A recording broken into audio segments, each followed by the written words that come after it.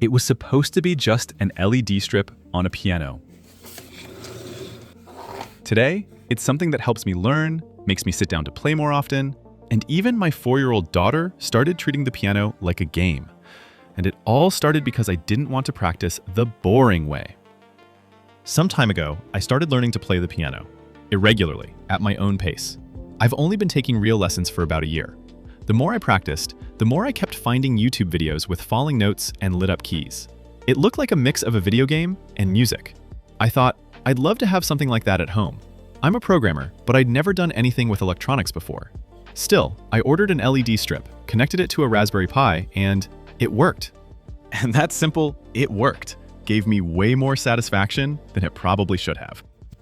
Then I made the system respond to MIDI from the piano and highlight specific keys. I could have stopped there. The LEDs were reacting, it worked. But at the same time, I was actively learning to play, and every new thing I practiced ended up becoming an idea for another feature. I was learning scales. A scale highlighting mode was born. I was practicing note reading. I added a mode that quizzes you note by note on the staff. I wanted to loop a tough part of a song.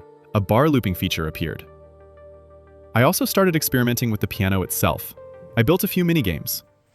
A virtual piano with different instruments, a drum mode, and even programmed the Raspberry so that pressing the piano made the piano play in tremolo mode.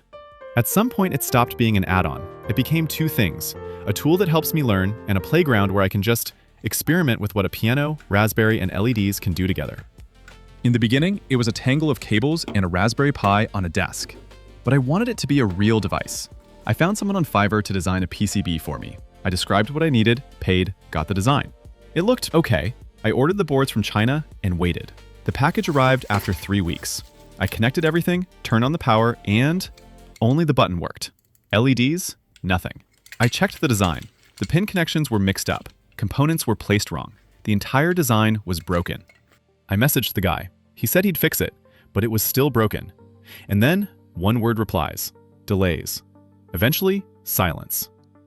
I had a choice. Give up or try again. I found someone else. I sent everything I had, including the broken design. He spotted the errors right away and suggested better solutions. I ordered new boards. At this point, I was almost $400 in, with a drawer with useless PCBs. The package arrived. I connected it, turned it on. It works. Everything works. Then a 3D printed enclosure, a few iterations, and suddenly, it stopped looking like an experiment. It started looking like a product. I built one of these devices for my piano teacher. She's been using it for over 6 months now. But the most interesting part was how children react to it. My 3-year-old daughter was able to play the first notes of Fur Elisa by pressing the lit-up keys. And my teacher told me that during lessons, children can stay focused for longer.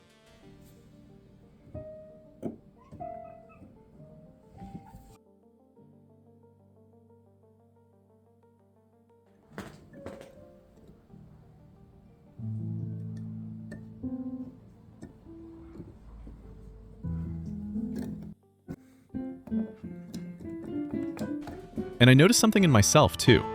Playing with LEDs just gives me more satisfaction. The light isn't just a visual effect, it's an extra layer of engagement. I keep getting ideas for what to build next. A mode for improvisation, maybe AI that could analyze pieces and how I play. I don't know yet which of these I'll actually make, but the list keeps growing.